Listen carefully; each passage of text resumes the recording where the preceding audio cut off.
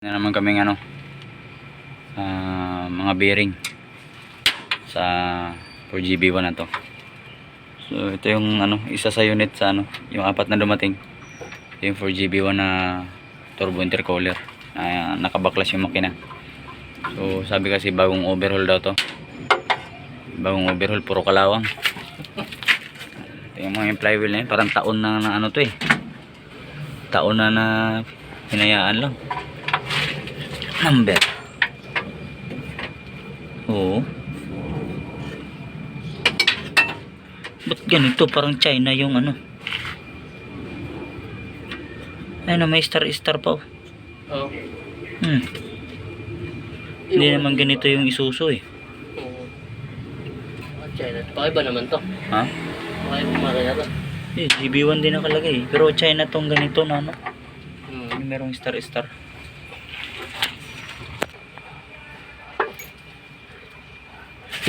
Ito, number niya. Buhay pa naman.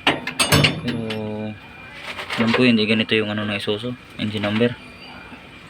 Hindi yan. Doon natin makikita sa loob. Hanapin natin. OLY 0101Y 100 100 tapos 44. So yung legit na Isuzu ganito yan. Ito yung legit na Isuzu. Ayan yung number niya. 1907-14P. Yan ang dapat na original. So mukhang sablay yung makina na binigay. Mukhang yari tayo doon. So dito meron tayong papel na nakita.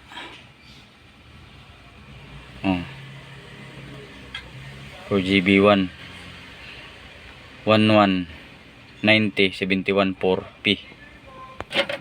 Palit to? Palit makina. Layo.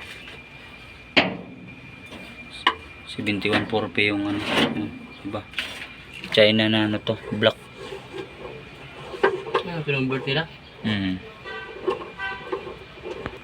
So silipin na lang muna namin yung ilalim nito, yung mga bearing. Tingnan natin kung anong status.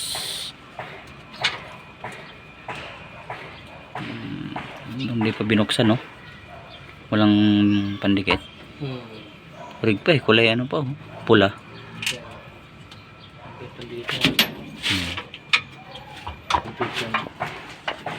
Talo, no?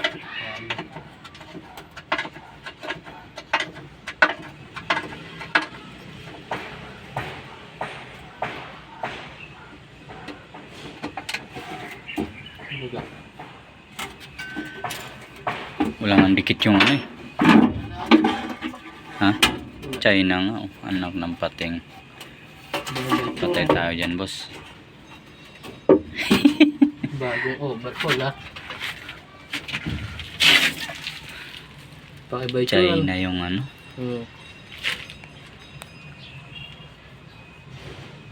half black ginamit. Putik na yan.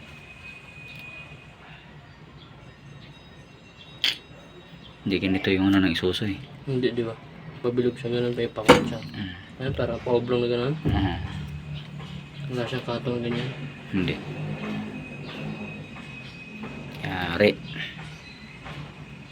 Ikot pa kaya to?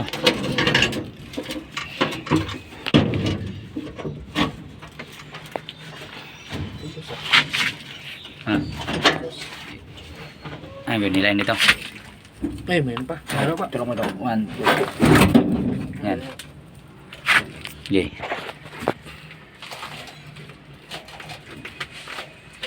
Tigas. Sabi ito po. 24, 22. To. Yan na lang. O, labit ito. Pwede rin labi tubo para hindi ka na mahirapan. So China itong yung black na to. Siguro kumatok na dati yung dati yung makina niya. So gusto kasi ito isalpak na agad sa unit. Sabi ko hindi obra. Kasi magdodoble ako ng trabaho. Papagod lang kami. Yan tulad niyan. Kung isinalpak namin to tapos nilagyan na namin ng oil, yung gasket natin dito, oh. Walang pandikit na nakakapit dyan. Walang nakakapit. So maglilik yan. Pag nakasalpak na to sa unit, pahirapan na naman kami. Ayan, kita nyo naman yung gasket yan, oh. So dapat yan, ganyan na may sealant siya na kulay pula. Dapat yan nakakapit yan dyan sa block. So kaya kinokontra ko talaga yung decision na isasalpak na agad sa makina. Sabi ko kailangan masilip muna. Hindi pwede na basta nilang isasalpak. Kasi magdodoble trabaho. Ayan. Okay. Grabe naman tigas, no? Tigas.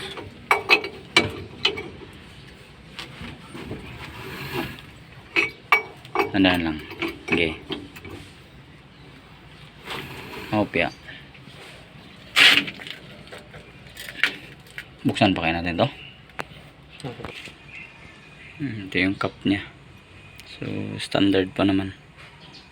Nakalagay steady. Pero hindi siya nakatorque. Puro maluwag. Silipin muna namin yung iba. Kati-kati. Oh? So muna nagpunta tayo doon sa sa taas. Oh? Cheese. Kasi kung hindi ka nagkakatin. Hindi, nahugasan ko agad eh kasi pag namantal umpisa yung balat ko, ang tagal mawala. Kaya hindi mo lagi ako naghuhugas. Namamantal agad eh. Kapakat yung bearing dito. Sabit. Yan. Yan. Sa gilid.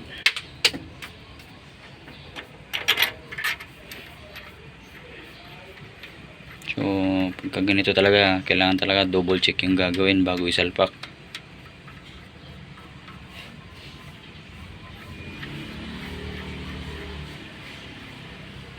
China, yari to. Gastos mananalo.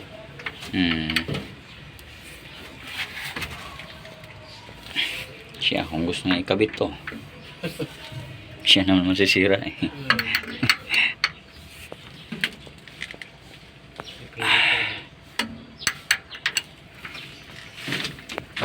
Okay, ikot. Ikuti.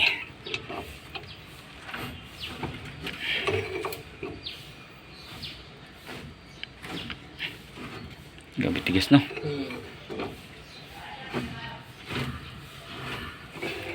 Hindi naman siya sumabit dito. Parang Okay. may sumasabit eh. Hanggang, birahin mo. Lambot lang yan. Hindi na tinork yan, oh.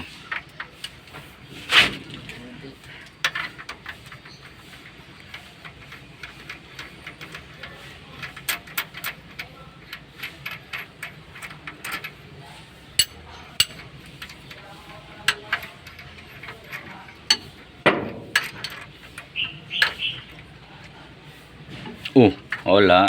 Pakat. Ba yung bagong overhaul?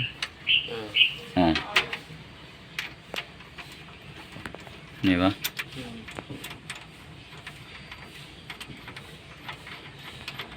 Ano naging bagong overhaul yan, boss? Kinayod yung bearing. Wala. Overhaul ulit. Overhaul ulit yan. Gastos malala. Natin. Kasi gasket putol eh. Hindi nga eh, kung bago yun, dapat nakadikit yan. May, Luto mo na. luma na yan eh.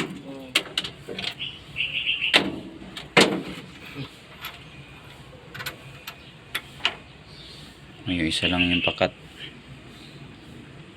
Ito, pwede pa to. Pero may hairline. Dapat to i-polish.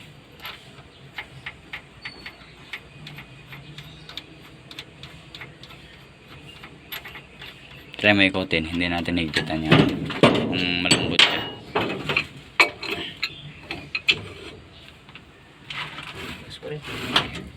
Ganun pa rin.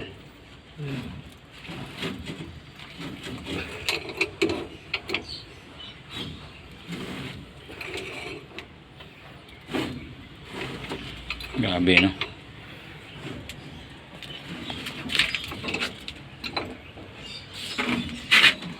Tigas. Sige, i-ano natin. Ilagay natin yung oil pan, tapos balik rin natin. So, sinilit ko kung may return ng ano, turbo. So, meron din naman siya. Ibig sabihin, yung block na to is galing din sa turbo. So, yung turbo charge niya, yan. Replacement na. So, replacement na to. Okay. So, tingnan natin kung anong desisyon. Tingnan natin kung maganda pa yung ikot. Smooth pa naman. Kaya lang, kalog. Kalog yung turbo. Yung impeller nung compressor side. So, pwede na yan. Sige. Kaya na muna yan. Nakapil ko nung hatol. Baliktad natin ulit. Tulog natin doon. Itulak na lang kayo natin para hindi lang maano. Ganyan na lang. Pwede na yan. Buksan din naman yan, no? Oo. Bababa din natin yan eh. Sayang yung sidings. Dinaganan lang nila. Mahal-mahal ng sidings eh. Wala na, bali na. Keep na lang natin. Sayang yung sidings nasira. Ayun siya. Yan. Tambak yung mga ano. Tambak yung mga unit na hindi umaandar. So, ganda sana ito kasi NHR pero double bearing. So, NKR yung sa papel. Yan. So, yung Kia namin, ang tagal na nakabaklas. Yan. Wala pang pyesa. Si General overhaul namin to. Yan, cylinder head. So, ito, bininta na yung makina na 4H F1. So, patungan to ng close ban na 14 feet. Yung Kia natin dito. Ayan o. Wala na. Pabayaan na. Okay. So, yun na lang natin. Antayin na namin yung hatol nila. Kung anong gagawin.